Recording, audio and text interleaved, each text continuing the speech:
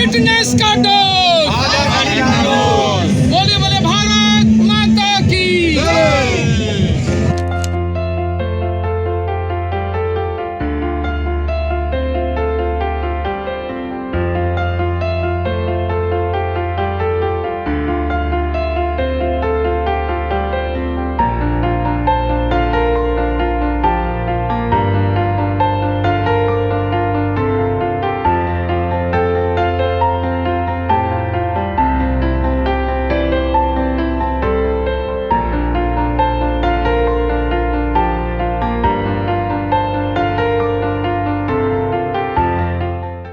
तो आप इस आयोजन में मुख्य अतिथि थे और खुद पूरे स्टेज में साइकिल चलाया, क्या संदेश है आपका? ये संडे की साइकिल यात्रा जिसके लिए देश के प्रधानमंत्री जी और खेल मंत्री जी ने आह्वान किया है फिट इंडिया के लिए, आज उस कार्यक्रम में भागीदार बनने आया। तो ये कैंपस मेरे लिए, मेरी वो जो एकेडमिक यात्रा थी उसको मैंने पूरा किया।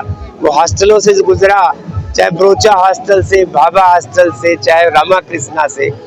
चूंकि विज्ञान संकाय में था तो ये सारे मेरे हॉस्टल पड़े। 10 साल यहीं रह के पढ़ा हूँ।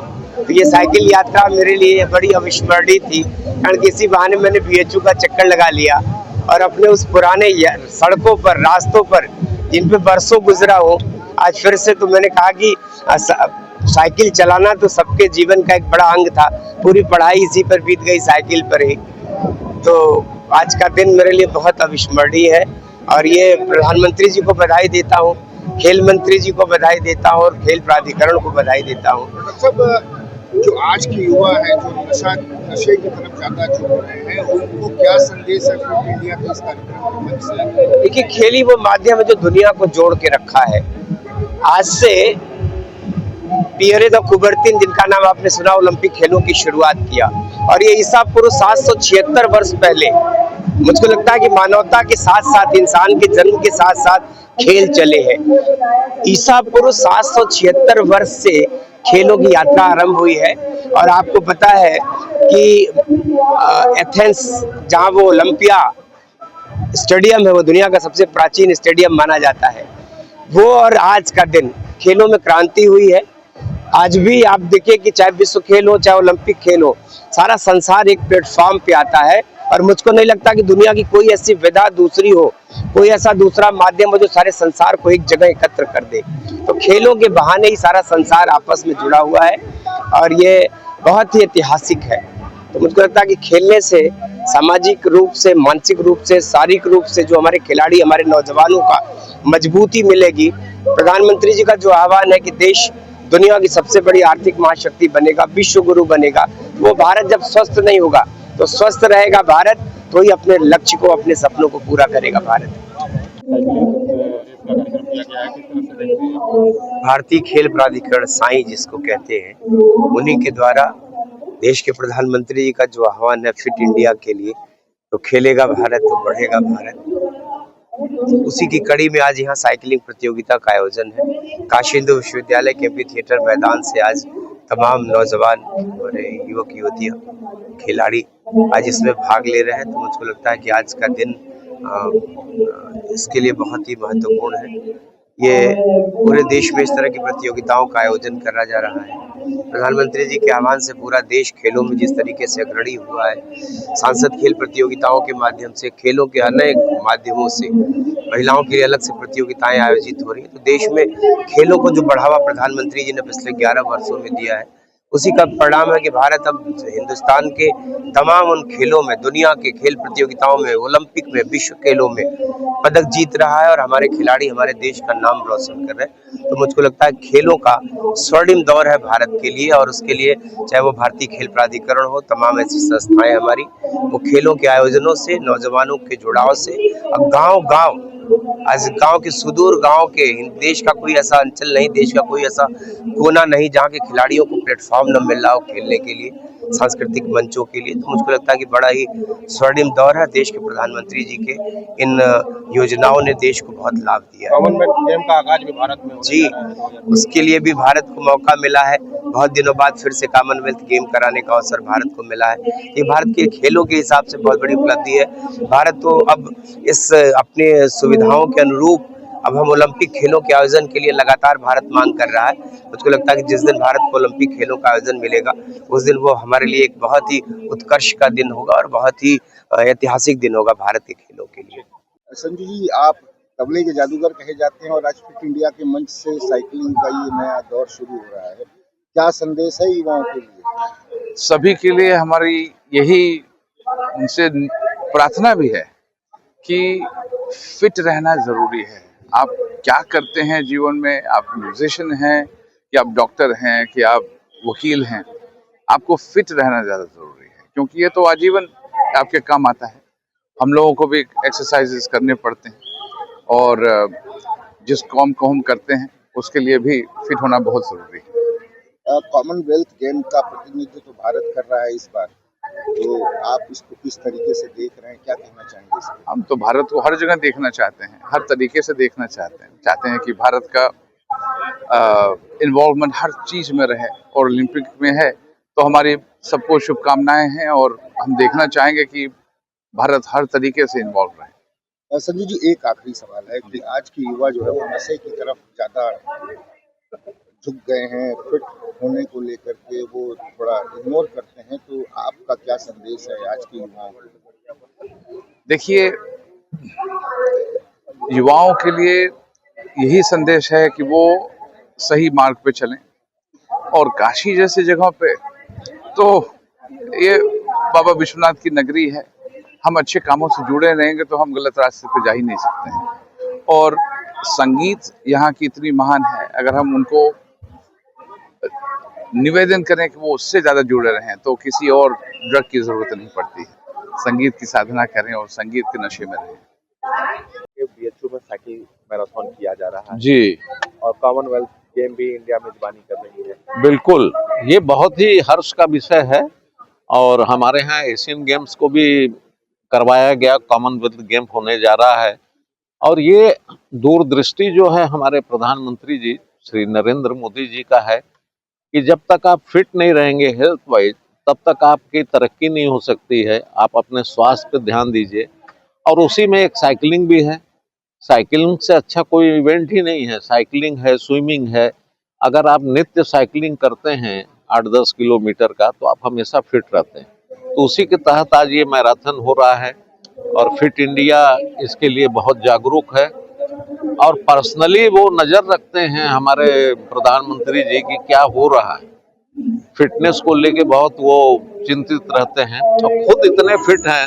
आप देखिए कि 20 घंटे काम कर रहे हैं तो उनका फिटनेस का राज ही यही है कि सुबह उठते ही सबसे पहले योगा प्राणायाम करना, वॉक करना।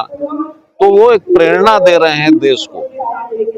देश के प्रधानमंत्री हो कि वो एक प्रेरणा दे रहे हैं, उससे हम सबको सीख लेनी चाहिए। आधा घंटा ही सही आप अपने आप को जागरूक कर लीजिए, आप स्वस्थ हो जाएंगे। जी, आज के युवाओं को फिट इंडिया के इस मंच से आप क्या संदेश देना चाहते हैं? मैं यही संदेश देना चाहता हूं कि देखिए, मैं भी 70 वर्ष का हो गया, लेकिन ये है कि अभी भी हम अवेयर हैं अपने फिटनेस को लेके। ऑल ओवर वर्ल्ड हम लोग जाते हैं म्यूजिक के प्रोग्राम को लेके, अपने गाने को लेके। तो हम अगर फिट रहेंगे तभी तो हम ट्रेवल कर सकते हैं। तो मैं अपने युवाओं को यही संदेश देना चाहता हूं कि जागो, अपने जो ये ईश्वर ने ये शरीर दिया है उसको हमेशा जागरूक अवस्था में रखो और फिट रहो ताकि बीमारियों से बचे रहो। और ईश्वर से यही प्रार्थना है कि ये जो मुहिम चला है इसमें ज़्यादा से ज़्यादा युवा जुड़ें और इस प्रोग्राम को आगे ले जाएं। जी, कॉमनवेल्थ गेम का प्रतिनिधित्व इस बार भारत कर रहा है, तो कितने बड़े गर्व की बात है। आप अपने बहुत के कैंपस से क्या संदेश दे रहे हैं? नहीं, ये तो बहुत ही गर्व की बात है कि हमारे यहाँ देश में कॉमनवेल्थ गेम होने जा रहा है।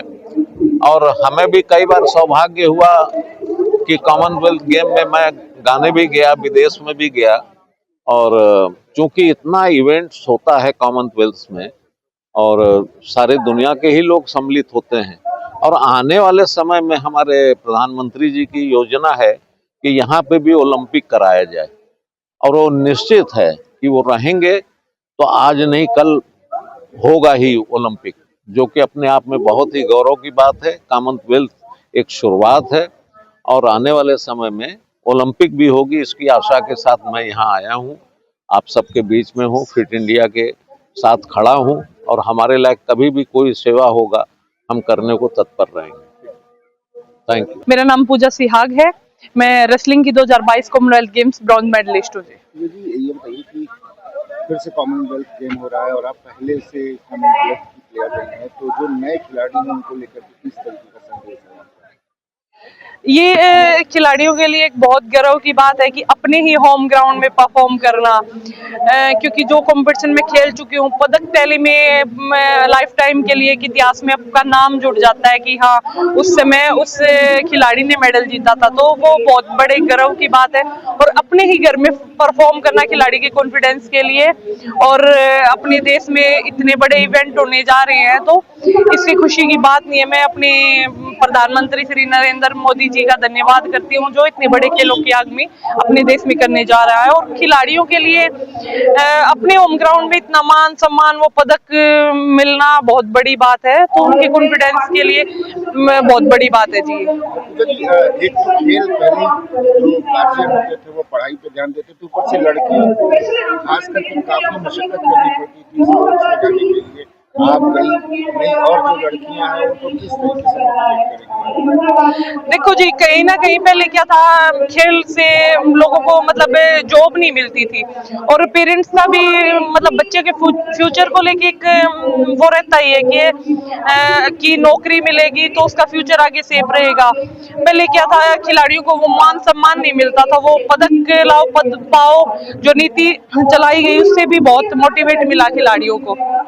और जैसे ही खेल में भी अच्छे अच्छे पद मिलने लगे, आज हमारे खिलाड़ी हर जगह अच्छे पद पे बैठे हैं, जिन्होंने अच्छे मेडल जीते हैं, तो ये एक बदलाव का रूप देखा गया। और रही बात लड़कियों की, मैं खुद ऐसे गेम से हूँ, कुश्ती जैसे गेम से, जहाँ मतलब शुरू में कुश्ती गेम को सिर्फ लड़कों के नाम से ही जाना जाता था।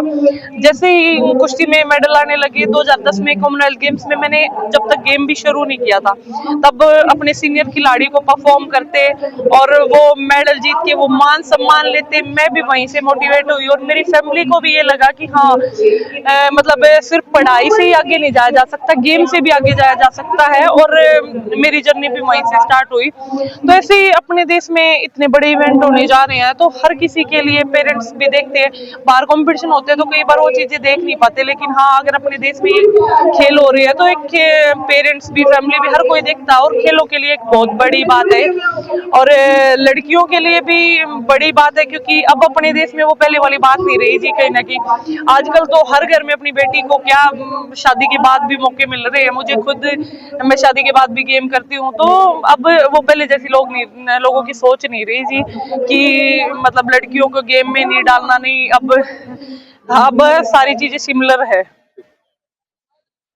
महाराज जी, आज के आयोजन को लेकर के क्या संदेश है या क्या कहना चाहेंगे आप अपने? नहीं, हम तो कहते हैं कि शहर में इस ढंग के आयोजन रोज होना चाहिए, क्योंकि देखिए आप देख रहे हैं कि थोड़ा एक्टिविटी वाइज लोग आलसी टाइप हो रहे हैं। हम समझते हैं कि इस तरह से उनको जागृत करना चाहिए और सबको प्रमोट करना है। स्वास्थ्य अगर ठीक रहेगा, हम समझते हैं कि देश भी स्वस्थ रहेगा और कोई मेडिकल कॉम्प्लिकेशन नहीं होंगे।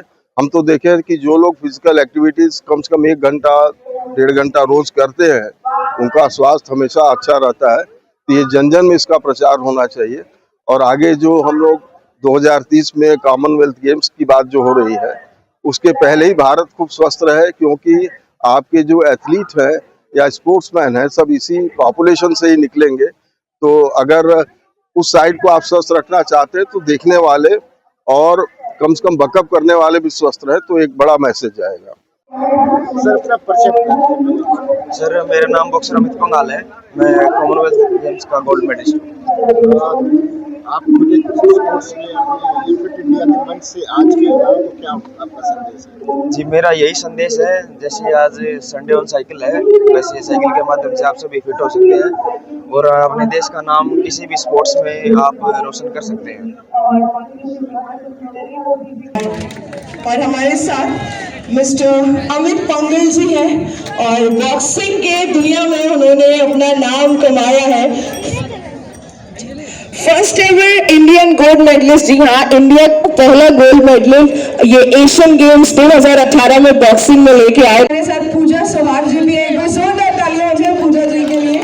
साथ ही साथ में हमारे बीच मिस्टर विशाल त्रिवेदी जी हैं, माई भारत पॉलिसी टीम के साथ बीजेपी यूथ विंग में है, तो एक बार जोरदार तालियां उनके लिए। और हमारे बनारस की नीलू मिश्रा जी हैं, परिचय की मोहताज नहीं है, इनके लिए भी एक बार जोरदार तालियां।